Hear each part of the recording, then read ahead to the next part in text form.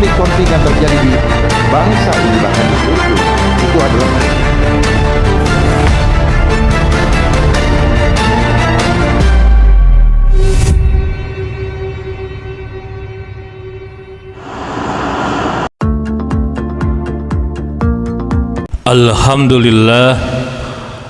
Alhamdulillahilladzi ja'ala syahrul ramadhan allazi unzila fihil qur'an huda linnas wa bayyinatin minal huda wal furqan asyhadu an la ilaha illallah wahdahu la syarikalah wa asyhadu anna muhammadan abduhu wa rasuluhu allazi la nabiyya ba'dah.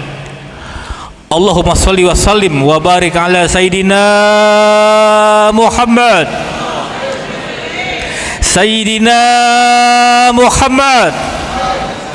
yang salawatnya paling kencang insyaallah masuk surga bersama Rasulullah, dapat syafaat Rasulullah. Sayyidina Muhammad. Kalau mau merubah Jakarta, dapat pemimpin yang berani, tegas, harus semangat. Kita ucapkan selamat datang kepada calon gubernur kita, Bapak Komjen Dharma Pongrekun. Shallu ala Nabi Muhammad.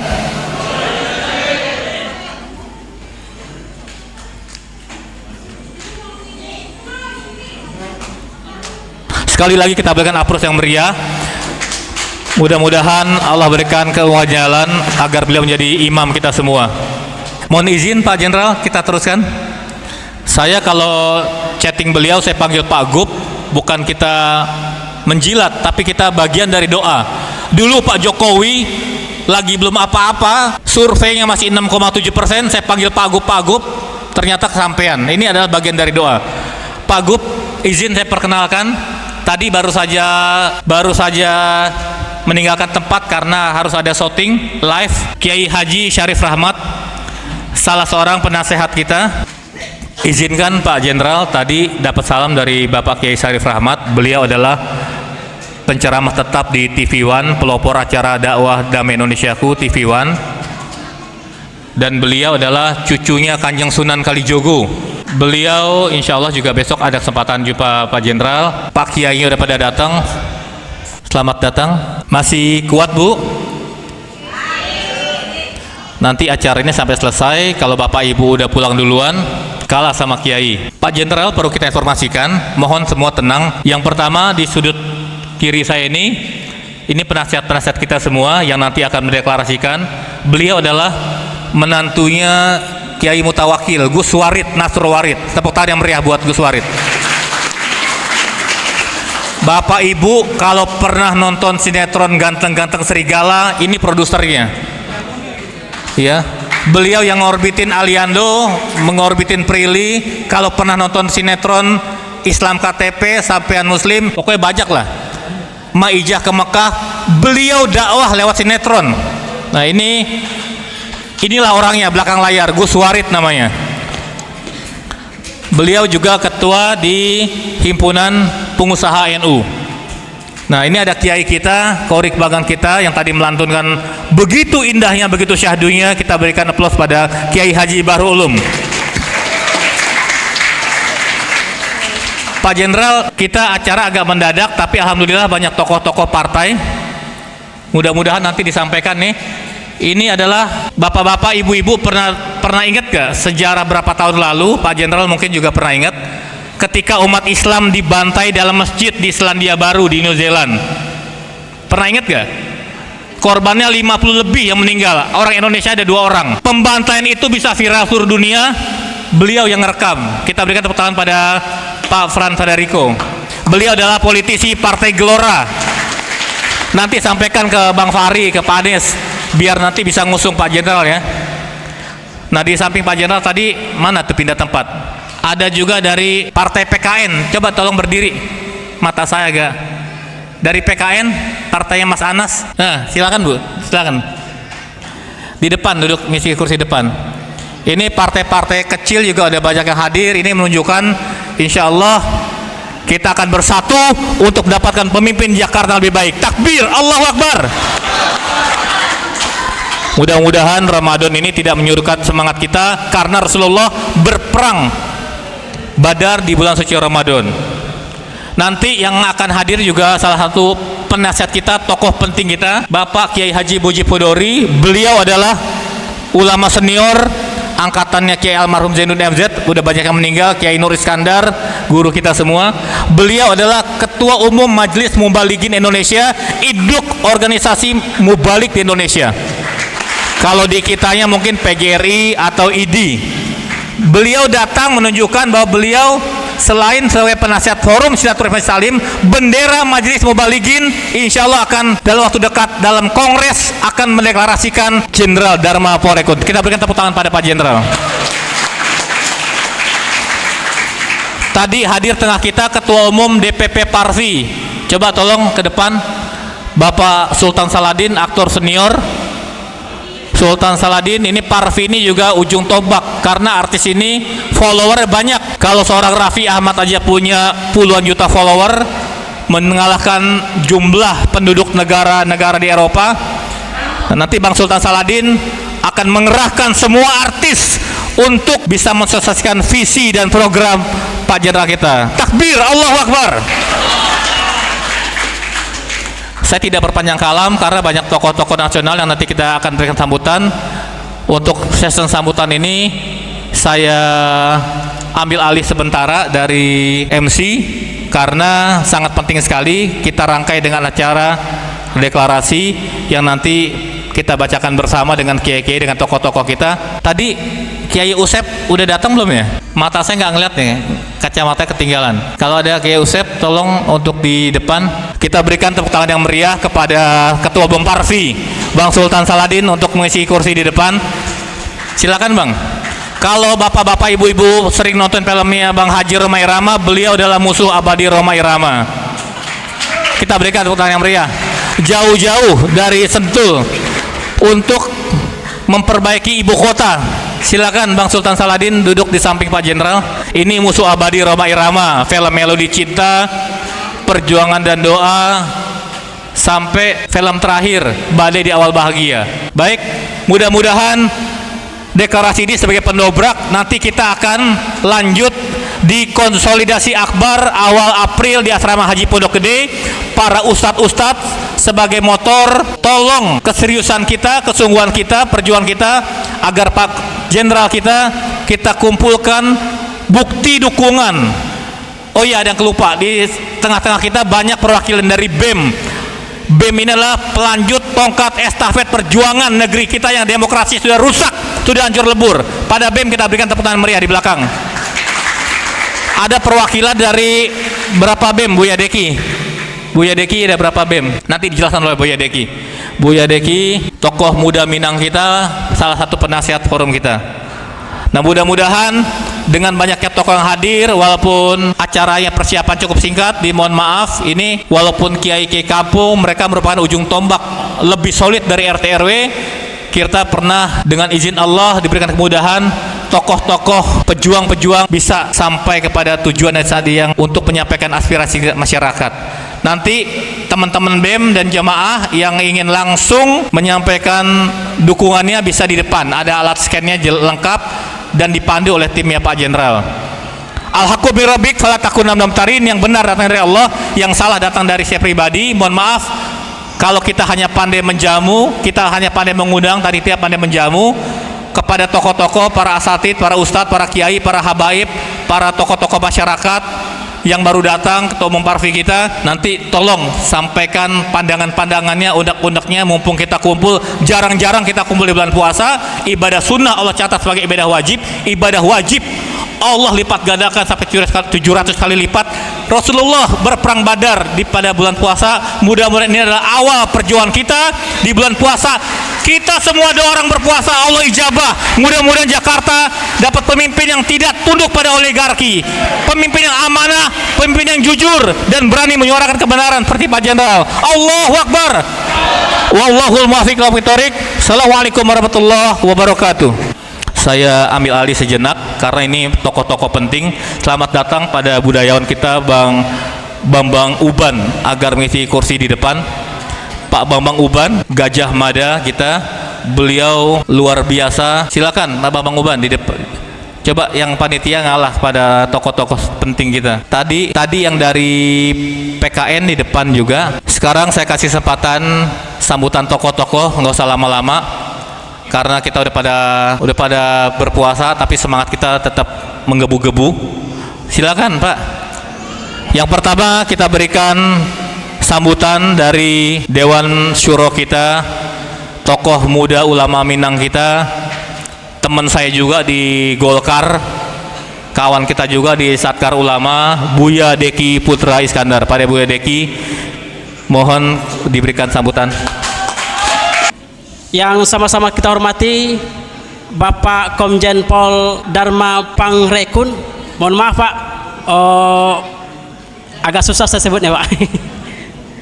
Terus yang sama-sama kita hormati Ketua Umum kita Ustadz Haji Reza Zulkifli dan Kiai Haji Bahrul Ulum Al-Bantani dan teman-teman semua yang tidak bisa saya sebutkan satu persatu.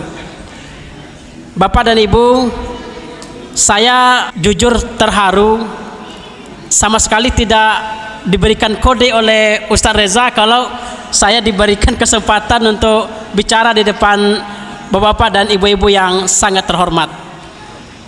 Walaupun sehari-hari saya di DPD RI, cuman bicara di depan seorang jenderal bintang 3 itu bukan suatu hal yang mudah bagi saya. Untuk itu saya minta kita semua untuk bersabar dan kita semua untuk tenang. Kita berikan waktu seluas-luasnya untuk Pak Jenderal menyampaikan apa rencana beliau tentang Jakarta. Salam hormat saya kepada senior-senior yang ada di forum silaturahmi, majelis taklim. Dan saya rasa Indonesia ini butuh berpikir ke sana dengan berharap bahwa Pak Gubernur kita ini, Pak Dharma Pangrekun, nanti sampai 2029 atau 2030 itu menduduki jabatan gubernur, agar harus kita bersama Pak dengan tim yang berpikir di luar kotak untuk kita bersama-sama merespon apapun tanpa harus mencurigai, tapi kita mengantisipasi dengan ketahanan kita di dalam ini Pak. Dan kami, saya rasa di forum silaturahmi majelis ulama ini yang punya organ Pak, bukan anggota, organ sebanyak 164 sudah terajut. Ini kami siap membantu Bapak sepenuh hati. Kita panggilkan Ketua Umum DPP Parvi, aktor senior kita, Bang Sultan Saladin. Beliau ini pernah memerankan tokoh Bung Karno di film produksi RRC, dan beliau juga pernah memerankan tokoh Bung Karno di film lokal, yaitu judulnya Sohoki, seorang aktivis UI ya Bang ya. Nah, silakan, ini beliau kita berikan tepuk tangan penampilan khusus sebelum kita dengarkan ceramah dari kiai kita dan pengarahan. Beliau mau di panggung biar bisa ngelihat. Nanti kalau yang tokoh-tokoh kita masih berdatangan, adik-adik yang BEM, nggak apa-apa, kita lesehan aja, ini bagian perjuangan. Ini ustadz-ustadz kampung ini, walaupun nggak setenar Yusuf Mansur, Ustadz Solmed, Ustadz Somad, mereka ini ujung tombak. Mereka di kampung itu bisa ngerahkan massa, mereka adalah Ratu Lebah, mereka adalah ujung tombak perjuangan. Silakan. Assalamualaikum warahmatullahi wabarakatuh. Yang sangat saya banggakan Pak Jenderal Dharma Pangrekun ini mengutipnya dari pidatonya Bung Karno ya, bukan saya buat-buat. Merdeka! Merdeka! Merdeka! Hai tentara, hai polisi, hai rakyat, berlipat gandakan usaha membasmi pengacau-pengacau itu. Kalau kata-kata saja tidak dapat menyehatkan jiwa yang keblinger, apa boleh buat? Suruhlah senjata berbicara. Padahal angkatan bersenjata tidak boleh ikut-ikut politik, tidak boleh diombang-ambingkan oleh sesuatu politik. Angkatan bersenjata ya harus berjiwa, berkobar-kobar berjiwa, berapi-api berjiwa, tetapi ia tidak boleh ikut-ikut politik. Mereka Ya, ini luar biasa. Kita walaupun kemarin pilpres dukungannya macam-macam, tapi untuk Jakarta kita bersatu mendapatkan pemimpin yang amanah dan berani, yaitu Pak Jenderal. Sebelum kita bacakan deklarasi, kita dengarkan tausiah. Kita sampaikan dulu kepada penasihat kita, Kiai Haji Nasrul Warid. Ini beliau yang banyak melahirkan aktor-aktor dan bintang film yang jadi idola di tanah air. Salah satunya adalah Aliando dan Prilly. Film Ganteng-Ganteng Serigala, seperti produsernya ganteng. Mudah-mudahan nggak jadi serigala. Silakan pada guru kami Kiai Haji Nasrul Warid di panggung lebih. Sallu ala Nabi Muhammad. Sallu ala Nabi Muhammad. Asyhadu an la ilaha illallah wa asyhadu anna Muhammad Rasulullah sallallahu alaihi wasallam. Astaghfirullahalazim wa la haula wa la quwata illa billahil aliyil azim. Assalamualaikum warahmatullahi taala wabarakatuh. Ustadz Reza bilang kalau kita hari ini deklarasi Komjen Dharma Pangrikun untuk menjadi DKI 1, insya, tapi mesti yakin. Karena bab hidup itu mesti yakin. Kalau nggak yakin, kita nggak akan pernah ada diri di sini. Kita nggak akan pernah berkumpul. Dan karena kita berkumpulnya ini karena Allah sudah kehendakkan kita untuk berkenalan dengan Pak Jenderal, yaitu calon Gubernur DKI Jakarta. Salawat kepada salam kepada baginda Nabi Muhammad SAW. Karena Islam adalah agama rahmatan lil alamin. Kalau kita mengaku Islam, kita mesti siap dengan perbedaan. Kalau kita tidak siap dengan perbedaan, maka kita jangan pernah mengaku Islam. Setuju, Bu? Cakep. Karena di DKI ini karena di DKI ini agamanya bermacam-macam. Kita lagi tidak memilih pemimpin yang beragama, tapi kita memilih pemimpin yang bisa menjalankan agama semuanya dengan aman dan tenang. Insya Allah, kalau saya lihat tadi profilnya Pak calon Gubernur DKI atau Pak Gubernur DKI, insya Allah ini menjadi doa. Yang saya bilang di sini tempat memang tempat bersejarah. Insya Allah kita deklarasi di sini awal. Saya nggak tahu ada awal yang penting buat kita ini adalah awalan. Insya Allah Pak Komjen Dharma Pangrikun menjadi Gubernur DKI Jakarta. Amin. Cuman titip pesan, karena di DKI agamanya bukan cuma Islam. Di DKI cuma agamanya bukan cuma Nasrani, masih banyak agama-agama yang lain. Tolong rangkul, Pak. Tolong rangkul sehingga kita ini satu. Bhinneka Tunggal Ika akan terus berjalan. Kita udah lupain komjennya karena beliau bukan komjen lagi, Bu. Karena beliau sekarang adalah Gubernur DKI Jakarta. Satu, Bu, kalau kita berdoa dengan berselawat, selawat kita nyampe ke arsy Allah. Siap selawat, Bu?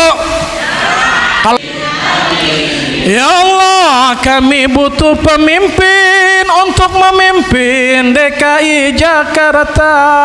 Kabulkanlah doa kami, Pak Dharma Pangrikun jadi gubernur. Salatullah ala ta'a Rasulillah.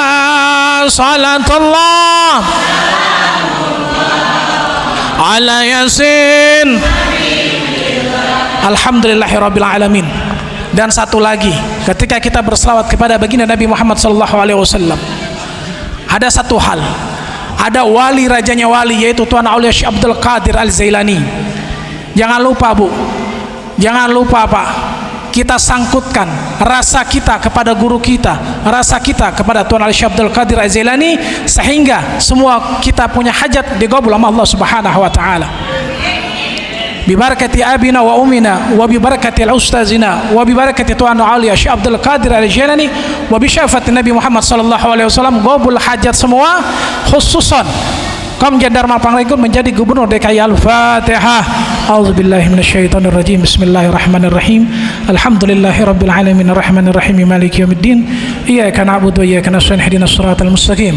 Shiratal ladzina an'amta 'alaihim ghairil maghdubi 'alaihim waladdallin. Tidak banyak kalam, insyaallah perjuangan kita akan terus berlanjut. Tekadkan barisan, jangan pernah goyang. Wabillahi taufiq wal hidayah. Wassalamualaikum warahmatullahi taala wabarakatuh.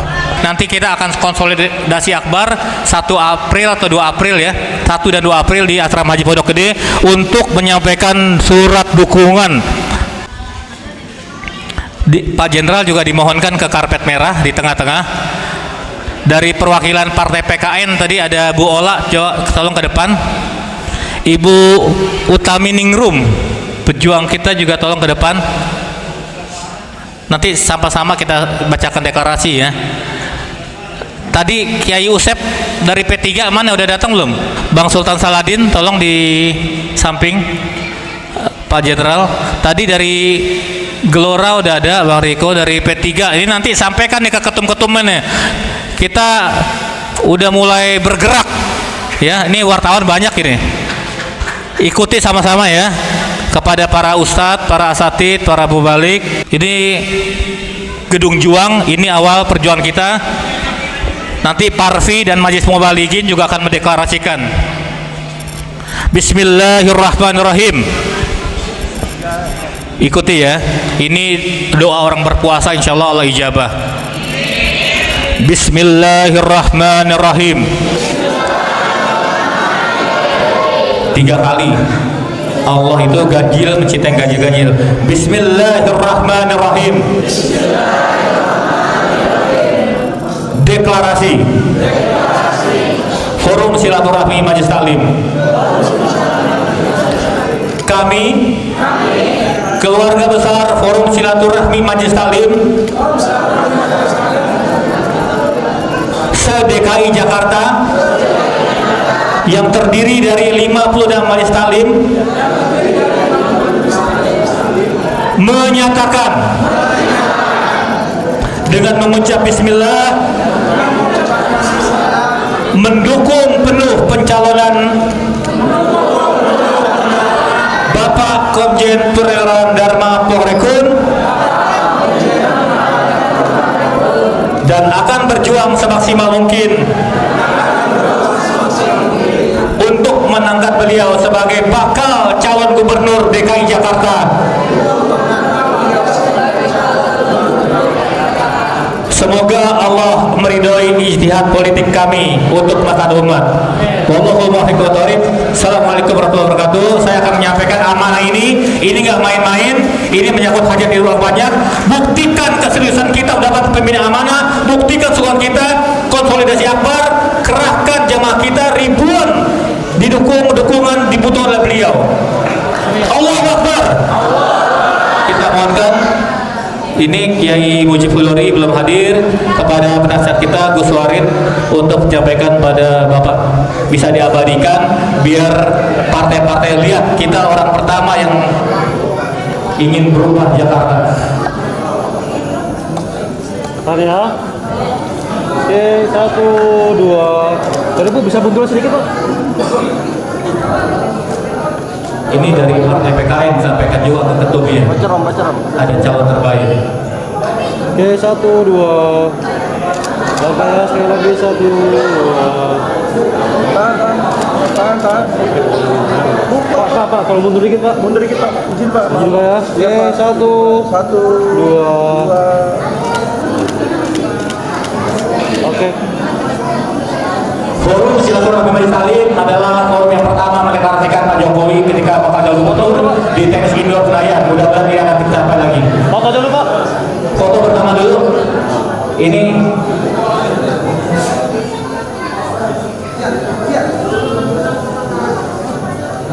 tolong Pak Jenderal jangan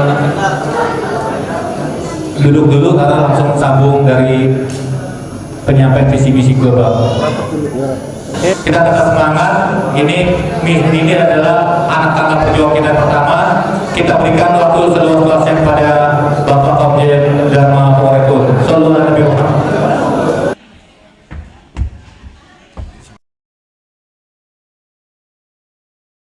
Assalamualaikum warahmatullahi wabarakatuh. Salam Pancasila. Salam Pancasila. Merdeka. Merdeka. Yang terhormat para Dewan Penasehat Forum Silaturahmi Majelis Taklim yang ada di hadapan saya, Ketua Forum Majelis Taklim Bapak Ustadz Reza Zulkifli, Bapak Haji Nasrul Warid, sudah disampaikan tadi beliau adalah menantu dari Kiai Mutawakil. Kemudian Bapak Ustadz Riko yang adalah juga penasehat sekretariat dari Forum Silaturahmi Majelis Taklim, dan Buya Deki Putra Sudirman, dan tentunya kepada hadirin sekalian yang tak dapat saya sebutkan satu persatu namanya, yang saya cintai dan saya banggakan. Oh iya, satu lagi kepada Pak Saladin yang telah berorasi tadi seperti Bung Karno persis, saya ucapkan terima kasih atas kehadirannya. Pertama-tama izinkan saya memanjatkan rasa syukur kepada Tuhan Yang Maha Esa, karena berkat rahmat dan ridhonya lah kita bisa berkumpul bersama di tempat ini. Yang kedua, izinkan saya juga berterima kasih yang sebesar-besarnya kepada para ulama yang telah mendeklarasikan dukungannya kepada saya sebagai calon gubernur DKI Jakarta periode 2024-2029. Tak lupa saya mengucapkan selamat menjalankan ibadah puasa kepada sahabat-sahabat keluarga saya yang berada di tempat ini. Tetaplah bertahan sampai garis akhir, sehingga doa kita semua agar Indonesia bisa kembali menjadi jaya, kita mulai dari Jakarta.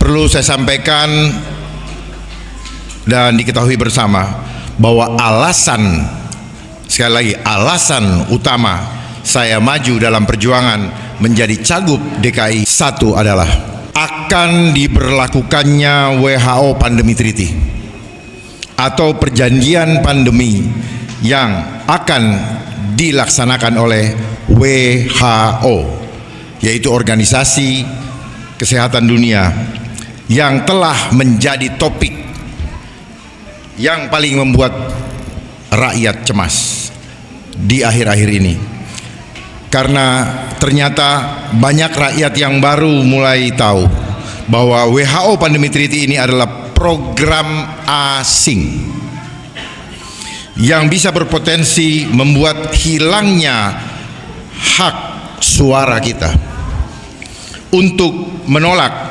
dan hilangnya kedaulatan negara yang kita cintai ini. WHO Pandemi Treaty akan diputuskan pada bulan Mei 2024 yang akan datang. Maksudnya Indonesia jadi bergabung atau tidak akan diputuskan pada bulan Mei yang akan datang. Maka di sini ada urgensi waktu atau ada keterbatasan waktu, karena WHO Pandemi Treaty ini sangat mengancam keselamatan kita bersama. WHO Pandemi Treaty ini juga mengancam keselamatan jiwa keluarga kita. Yang terhormat Bapak Kiai, silakan.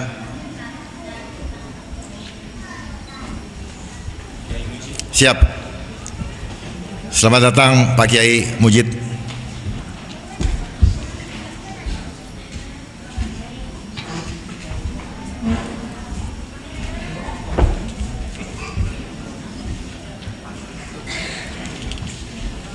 Ya, di tengah-tengah kita baru hadir Bapak Kiai Mujid yang adalah pimpinan Pondok Pesantren Tajwidul Quran Baik, saya lanjutkan. Sekali lagi saya harus ulangi lagi ya, bahwa alasan utama saya maju dalam perjuangan menjadi cagup DKI ini adalah akan diberlakukannya WHO Pandemic Treaty atau perjanjian kesehatan pandemi yang akan dibuat oleh WHO atau Organisasi Kesehatan Dunia, yang telah menjadi topik yang paling bikin cemas rakyat akhir-akhir ini. Karena rakyat baru mulai tahu bahwa WHO Pandemic Treaty ini adalah program asing yang bisa berpotensi membuat hilangnya hak suara kita untuk menolak dan hilangnya kedaulatan negara kita. WHO Pandemic Treaty ini akan diputuskan pada bulan Mei 2024 yang akan datang. Maksudnya Indonesia jadi bergabung atau tidak akan diputuskan pada bulan Mei ini. Maka di sini ada urgensi waktu, artinya ada keterdesakan waktu di mana WHO Pandemic Treaty ini perlu diketahui akan mengancam keselamatan kita. WHO Pandemic Treaty ini juga akan mengancam jiwa-jiwa dari keluarga kita. Kenapa demikian? Karena tujuan utama dari WHO Pandemic Treaty atau perjanjian pandemi internasional adalah untuk menghilangkan kedaulatan negara, sehingga asing melalui WHO dapat secara mandiri mendeklarasikan keadaan darurat kesehatan atau perubahan iklim sekalipun sesuai dengan keinginan asing, dan kemudian dapat memberlakukan lockdown di negara yang kita cintai ini, serta akan mewajibkan vaksinasi lagi yang berujung pada pemasangan chip. Chip itu apa? Cellular Hybrid Internet Protocol. Jadi akan dipasang sebuah chip di dalam tubuh kita yang akan dikendalikan oleh internet. Makanya dia senang menggunakan kata protokol. Ketika COVID kemarin, istilah protokol begitu menguasai media. Protokol itu artinya proses kita dikontrol secara total. Proses total kontrol, itu makna dari protokol. Artinya kita tidak punya hak lagi ketika masuk dalam protokol, kita harus mengikuti tanpa memiliki hak untuk menolak. Dan pemasangan chip ini akan masuk dalam agenda digitalisasi. Dan saat ini tinggal pemasangan chip yang belum mereka bisa lakukan. Mereka sedang mencari cara untuk memasang chip di dalam tubuh manusia dengan program healthcare, atau kalau di negara kita disebut satu sehat, one health. Ya. Kemarin waktu pandemi namanya peduli lindungi, nanti satu sehat, atau dalam bahasa asingnya one health. Artinya tubuh kita akan dikontrol dengan menggunakan internet dan di remote dari jarak jauh. Ini perlu diingat baik-baik. Saat ini WHO juga sedang berusaha mengajak 194 negara untuk bergabung dalam perjanjian ini. Lalu apakah Indonesia mau bergabung atau tidak? Tidak. Sekali lagi saya mau bertanya, apakah Indonesia mau bergabung atau tidak? Tidak. Merdeka! Merdeka! Kita harus pertahankan kemerdekaan, kedaulatan bangsa kita, termasuk kedaulatan Tuhan di dalam tubuh manusia. Kita harus hadapi merdeka atau mati. Keputusan itu akan kita lihat di bulan Mei yang akan datang. Namun perlu kita ketahui bersama bahwa sudah ada 12 negara dari 194 negara yang menyatakan keluar dan menolak. Satu yang terkenal adalah Rusia, mewakili blok timur. New Zealand mewakili blok barat. Bahkan Filipina juga menolak dan keluar. Lalu apakah Indonesia membiarkan rakyatnya menjadi hilang kedaulatan tubuhnya dan bahkan menghilangkan kedaulatan bangsa ini? Karena kalau rakyatnya sudah dikendalikan oleh asing, maka negara ini tidak lagi mampu menjaga kehidupan kita. Kalau rakyatnya sudah tidak punya kendali lagi, maka negara ini menjadi kuasa asing secara tidak langsung. Itu namanya terstruktur, sistematis, dan masif. Ada struktur organisasi internasional yang bekerja begitu rupa dengan memanfaatkan struktur organisasi yang ada di bangsa kita untuk melakukan niatnya secara sistematis dengan menggunakan sistem yang ada, dan akan berdampak masif, dan dampaknya akan menyengsarakan kita semua. Sekali lagi, perjanjian ini namanya WHO Pandemic Treaty. Tolong diingat-ingat, WHO Pandemic Treaty, di mana Indonesia ketika pandemi yang lalu bisa menentukan sendiri apakah mau di lockdown atau tidak, dan ternyata kita menentukan hanya dengan PSBB, pembatasan sosial berskala besar. Tetapi nanti kalau Indonesia ikut perjanjian WHO Pandemic Treaty ini, maka WHO dapat memutuskan lockdown dan kita wajib mengikutinya. Pandemic Treaty akan membuat WHO memiliki otoritas untuk mengikat secara hukum atas keseluruhan pemerintahan di dunia, termasuk Indonesia, kalau pemerintah tetap menandatangani WHO Pandemic Treaty ini. Jika WHO mengumumkan adanya pandemi lagi seperti saat isu COVID-19 yang lalu, maka melalui perjanjian tadi, semua negara yang sudah bergabung termasuk Indonesia akan terjadi pembatasan sosial seperti lockdown, membatasi pergerakan manusia, membatasi ibadah, mewajibkan vaksinasi, memantau dan mengubah perilaku manusia seperti yang sudah mulai kita rasakan saat ini. Tidaklah lagi kehangatan, semua menjadi apatis dan mementingkan kepentingannya masing-masing. Ini adalah cara asing memecah belah kita. Bersatu kita teguh, bercerai kita runtuh. Dan ketika kita dicerai-beraikan seperti pada masa pandemi dengan alasan social distancing karena adanya virus, maka secara tidak langsung kekuatan kita sudah dicerai-beraikan. Maka kalau kita tercerai-berai, kehancuran atau keruntuhan pasti terjadi, dan kita tidak akan membiarkan ini terjadi di bangsa ini yang kita cintai, khususnya di DKI Jakarta.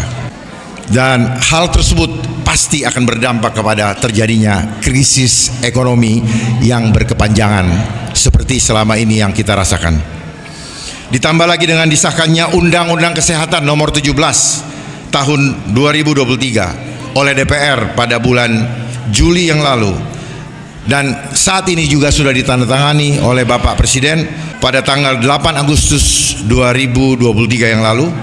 Artinya Undang-Undang Kesehatan nomor 17 tahun 2023 ini sudah dinyatakan berlaku, di mana Undang-Undang Kesehatan yang baru tersebut berpotensi menjadi senjata bagi asing yang diprakarsai oleh WHO untuk memaksa kepada kita segala peraturan yang berkaitan dengan kesehatan fisik, jiwa maupun kehidupan sosial kita.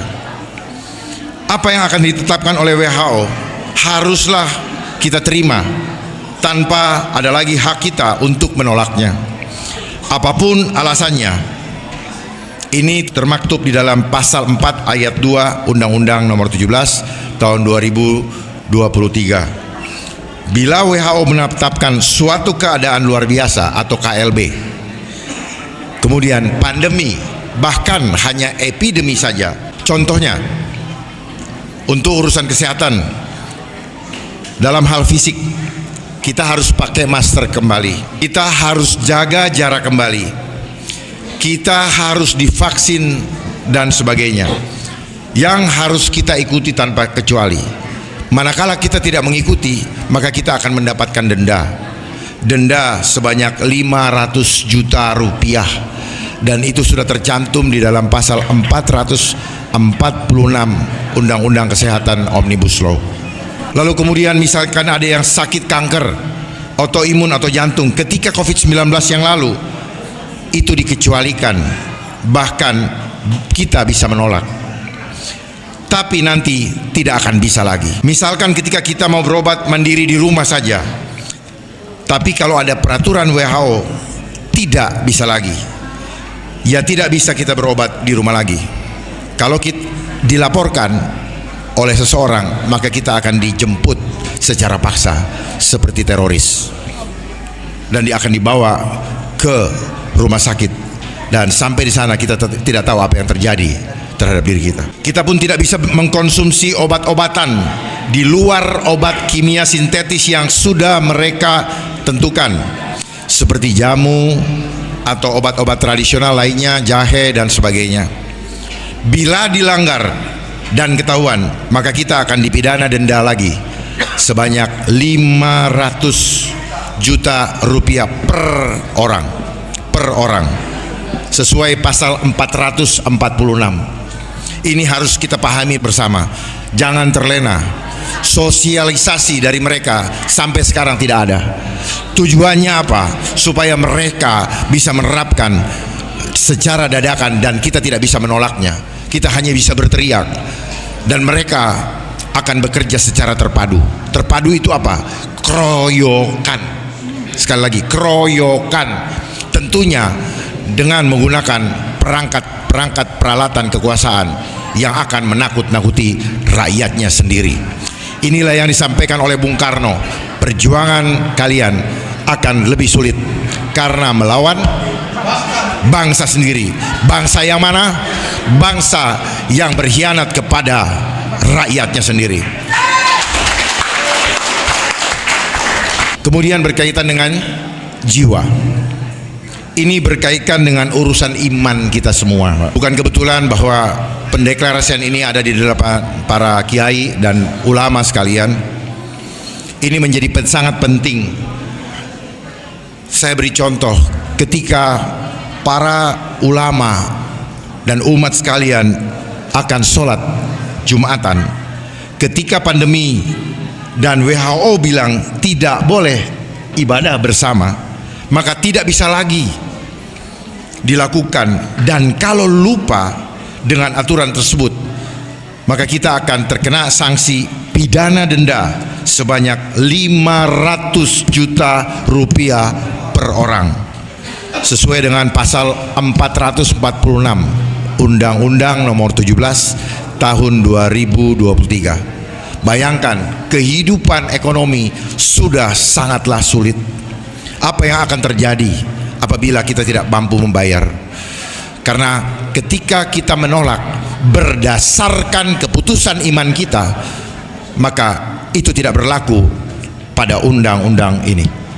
Artinya undang-undang ini di mata saya pribadi adalah undang-undang kejahatan kemanusiaan. Undang-undang yang berisi dengan kejahatan tetapi dilegalisasi dalam bentuk undang-undang, dan rakyat dipaksa untuk mematuhi tanpa memiliki hak untuk menolak. Kalau dulu kita masih bisa tetap beribadah walaupun masih ada hambatan 1 dan 2. Kemudian masalah kesehatan sosial. Apa yang dimaksud dengan kesehatan sosial? Di mana akan diberlakukan pembatasan sosial atau pergerakan manusia lagi sama seperti COVID-19, bahkan akan lebih ketat lagi karena sudah ada undang-undangnya yang akan melarang kita kalau tidak mengikuti persyaratan-persyaratan yang mereka tentukan. Tali silaturahmi di antara kita juga akan terputus dengan peraturan-peraturan tersebut, di mana mereka akan menetapkan pertemuan-pertemuan secara virtual atau Zoom melalui perangkat-perangkat teknologi, Pak, dengan alasan KLB, pandemi atau epidemi sekalipun juga. Yang bekerja pun akan dilakukan secara WFH atau work from home atau melalui Zoom seperti tadi yang saya sampaikan. Tapi sekarang berbeda, ketika WHO Pandemic Treaty ini diberlakukan dan Undang-Undang Nomor 17 Tahun 2023 maka apabila melanggar akan terkena pidana denda 500 juta rupiah. Bahkan akan banyak saudara-saudara kita yang menjadi karyawan akan di PHK karena perusahaan-perusahaan tempat mereka bekerja tidak lagi mampu menggajinya karena telah digantikan dengan robot-robot secara online. Karena bila perusahaan tersebut tetap mempekerjakan karyawannya, maka mereka akan mendapatkan sanksi pidana denda sebesar bervariasi 2 miliar, 5 miliar, bahkan 50 miliar apabila mereka tetap memaksakan mempekerjakan karyawannya. Bahkan pidana seumur hidup, dan yang lebih mengerikan lagi, hanya dengan urusan kesehatan pidana mati sesuai dengan pasal 447 Undang-Undang Kesehatan nomor 17 tahun 2023. Luar biasa. Perlu kita ketahui bersama dan kita renungkan bersama. Sampaikan kepada saudara-saudara kita semua yang ada di Jakarta ini, bahkan seluruh Indonesia, ini adalah ancaman bagi keselamatan bukan sekedar tubuh tetapi jiwa, di mana iman kita kepada Allah Subhanahu wa taala akan digoncang karena kita takut tidak makan, dan kita akan menjual iman kita demi kehidupan perut kita, Pak. Mengingat saya juga adalah bagian dari rakyat DKI, saya merasa terpanggil untuk berjuang bersama-sama dengan para ulama, para umat yang merasa menderita untuk memenuhi harapan rakyat DKI Jakarta.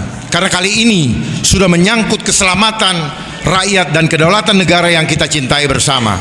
Mengingat waktu sudah mendesak karena bulan Mei harus diputuskan kita ikut bergabung pandemi treaty atau tidak, maka itu menjadi alasan utama saya kenapa saya membutuhkan 750.000 KTP sebelum bulan Mei 2024 yang akan datang ini. Jadi bukan menjadi gubernurnya yang penting buat saya. Sekali lagi saya ulangi, bukan menjadi gubernurnya yang terpenting bagi saya. Sekali lagi saya ingatkan, bukan menjadi gubernurnya yang terpenting bagi saya, tetapi supaya hal yang amat penting ini dapat didengar dan dipahami oleh pemerintah kita, siapapun nanti yang akan dilantik. Karena kalau sudah lewat bulan Mei, WHO pandemi treaty ini sudah terlanjur ditandatangani kontraknya, maka kita semua akan sulit keluar dari cengkraman asing. Kesempatan kita hanya sekali ini saja. Saya ulangi lagi, kesempatan kita hanya satu kali ini saja. Saya hanya mengajak kepada kita semua, karena WHO pandemi treaty ini sudah di depan mata kita. Apabila bulan Mei nanti kita ikut bergabung dan ditambahkan, misalnya WHO bilang tak boleh beribadah, tak boleh Jumatan, maka Undang-Undang Kesehatan Omnibus Law, Undang-Undang Kesehatan nomor 17 tahun 2023 pasal 400 ini diberlakukan, maka kita akan kembali didenda 500 juta rupiah karena kita akan dianggap menghalang-halangi upaya kesehatan, terutama ketika diumumkan KLB pandemi maupun epidemi. Kembali lagi, saya sebagai bagian daripada rakyat DKI Jakarta terpanggil mencalonkan diri menjadi cagup DKI, sehingga bila ada pandemi lagi, tidak ada lagi aturan-aturan serba mengharuskan kita, atau yang paling tidak kita sebagai rakyat memiliki hak untuk menolak sesuai pilihan imannya. Sekali lagi saya ulangi, apabila saya menjadi gubernur DKI, maka saya berjanji tidak akan lagi ada aturan-aturan yang serba mengharuskan kita, atau paling tidak kita tetap punya hak untuk menolak segala sesuatu peraturan yang tidak sesuai dengan akidah kita.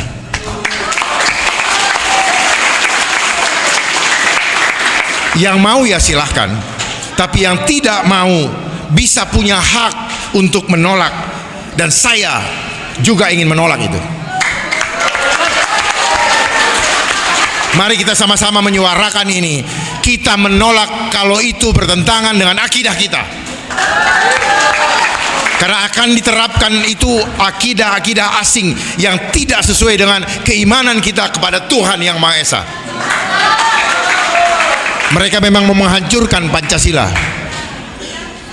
Jadi saya berjuang sesungguhnya adalah hak rakyat untuk bisa menolak. Jadi sekali lagi saya sampaikan kepada hadirin sekalian bahwa saya berjuang untuk tetap menjaga hak rakyat untuk menolak apabila tidak sesuai dengan akidah kita. Setuju? Sekali lagi saya tanya, setuju? Jadi saya bukan ingin menjadi gubernur DKI karena jabatannya, Pak. Catat itu. Saya berjuang untuk menjadi gubernur DKI untuk supaya hak rakyat menolak kalau tidak sesuai dengan akidah itu tetap kita pertahankan sampai mati. Dan saya berjanji saya siap menjadi martir manakala ada yang memaksakan hal-hal yang tidak sesuai dengan akidah kita masing-masing, sesuai dengan iman dan kepercayaan kita.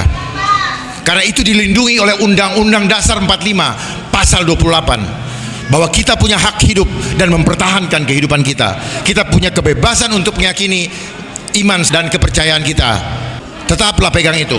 Maka kita juga harus berjuang untuk kembali kepada Undang-Undang Dasar 1945 yang asli. Karena Undang-Undang 2002 yang adalah Undang-Undang Reformasi ternyata adalah jebakan Batman, di mana itu menjadi karpet merah untuk ratifikasi peraturan asing berlaku di bangsa kita. Contohnya, waktu pandemi, sekali lagi saya ulangi, mau ibadah masih tetap bisa ibadah, walau asing melalui WHO menyatakan tidak boleh karena pandemi. Waktu pandemi, asing mewajibkan lockdown dan vaksin. Yang mau silahkan, tapi yang menolak juga silahkan.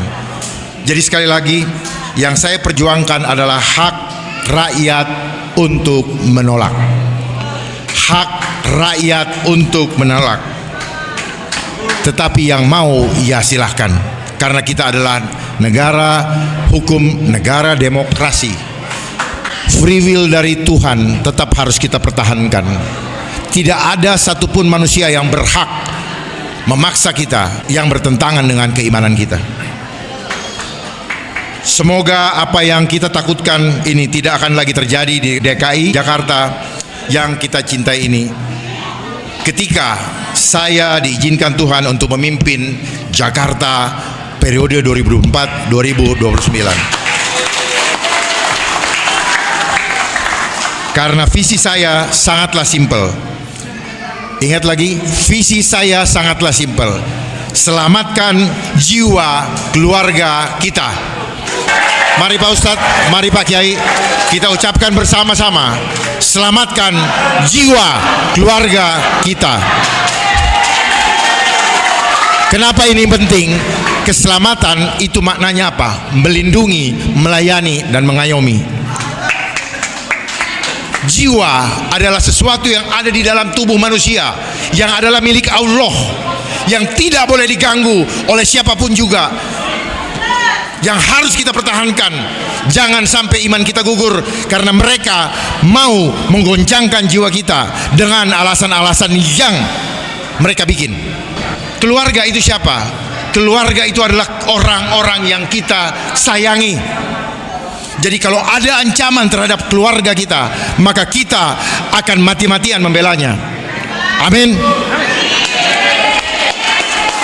Kita itu siapa? Rakyat Jakarta secara keseluruhan. Saya himbau kita semua, jadilah pahlawan bagi keselamatan keluarga kita masing-masing. Wassalamualaikum warahmatullahi wabarakatuh.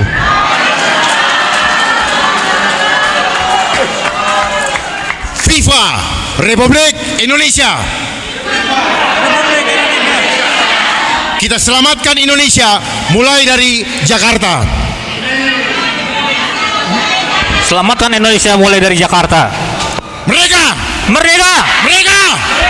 Merdeka!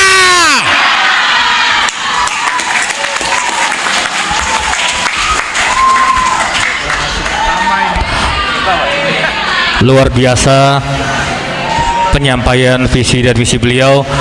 Bapak-bapak, ibu-ibu, masih mau pandemi, Pak? Naudzubillah, makanya kita dukung beliau. Sebelum kita tutup dengan doa dari Kiai Mujibudori, beliau adalah Presiden yang mubalik seluruh Indonesia, Ketua Umum Majelis Mubalik Indonesia. Assalamualaikum warahmatullahi wabarakatuh. Waalaikumsalam warahmatullahi wabarakatuh. Tolong yang rebutan, Kiai lagi mimpin doa, tolong. Mari kita berdoa kepada Allah Subhanahu wa taala, Tuhan semesta alam, dan mohon izin mudah-mudahan berkenan supaya kita tahu tentang politik luar negeri, politik negara-negara luar yang baik maupun yang jahat, supaya dibongkar semua dan kita siap untuk mengusung beliau agar menjadi DKI 1. Hidup Pak Dharma, hidup Pak Dharma, hidup Pak Dharma. Al-Fatihah. A'udzubillahi minasyaitonir rajim. Bismillahirrahmanirrahim. Alhamdulillahirabbil alamin arrahmanir rahim maliki yaumiddin. Bismillahirrahmanirrahim. Alhamdulillahirabbil alamin. Hamdan yuafi ni'amahu wa yukafi'u mazidah. Ya Rabbana lakal hamdu wa lakas syukru kama yanbaghi li jalalikal karim wa 'azimi sultanik. Allahumma salli ala sayyidina Muhammadin wa ala ali sayyidina Muhammad.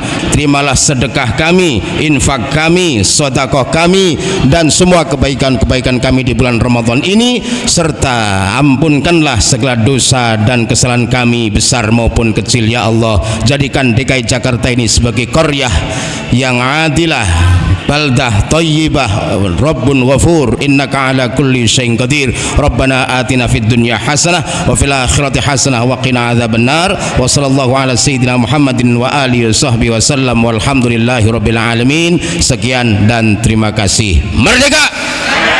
Merdeka! Merdeka! Allahu akbar.